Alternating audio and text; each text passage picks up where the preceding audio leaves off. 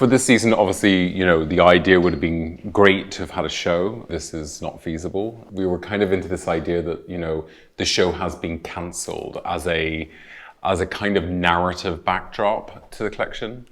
And this idea of the headline. So we've produced a newspaper. And at the same time, we are then kind of making a kind of time capsule, kind of like a tin box in which the newspaper is folded into. And inside that is a kind of like a de-embossed print on leather. And you have like a kind of letter opener. The big kind of surprise within it is that we have worked with the writer Daniel Steele, who I've always kind of admired as this kind of prolific writer that really encourages people globally to read, which I think is something which is so important. And I just thought it was nice to put a literary backdrop to the collection, like something where, you know, that kind of immediacy that you get when you start reading a novel.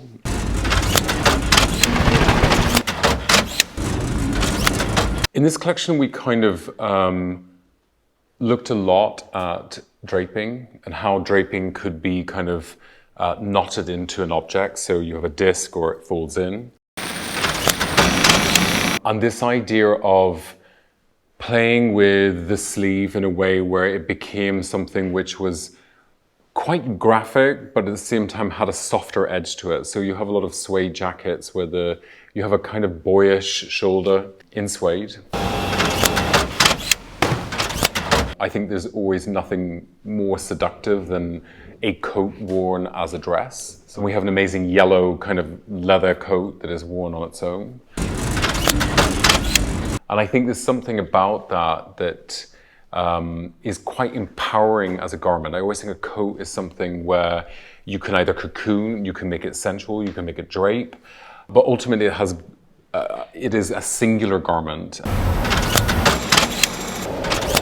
Over the past like 3 or 4 collections, tailoring has been a kind of big mission for me. This season we kind of looked at this idea of like making it as a cotton structure so that it was more elongated, looking at kind of like 20s horse riding jackets or even earlier than that.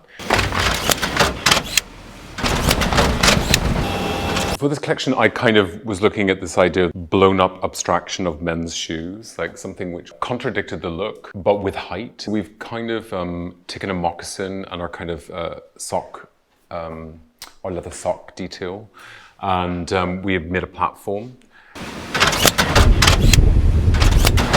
And I kind of like the kind of boyish edge it gives to the women's. And I think it sort of somehow kind of subverses the look. And then we have in the collection as well these sort of buckled shoes, which are a detail that kind of goes throughout the collection. I've always been kind of fascinated by buckles on 17th century and 18th century shoes. And I like this idea that they became de-embossed by wrapping the leather around it. When we're building looks, I always think a bag and a shoe can kind of like twist a look. It can kind of change it.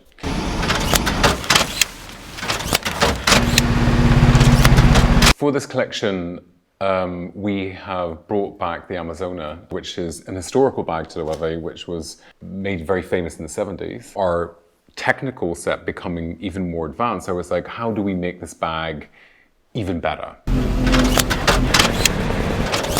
Our kind of big development this season has been the Goya Bag. We've been developing how we would be able to get to a harder construction. The Goya for me is this sort of like birth of a new icon. It is incredibly well made. I really wanted to kind of work out how a bag could be something which was quite jewelry-like and at the same time timeless in its approach.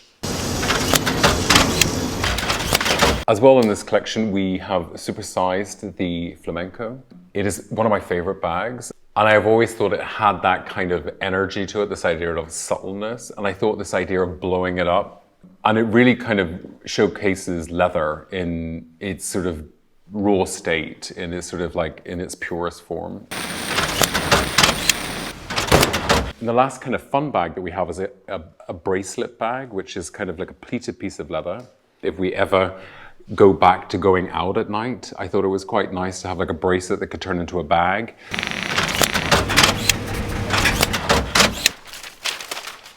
As well, in the collection, you have this sort of like embellishment saturated into the prints, so that when you look at them, they geometrically they register, but at the same time texturally, they kind of bring a depth of field. As well, in the season, we worked with the major embroidery houses around the world on the prints and on the fronts of dresses, and even on the kind of brooch sort of drape rings. They are heavily embroidered, but in a way that was more subtle and something where it was more personal to the wearer.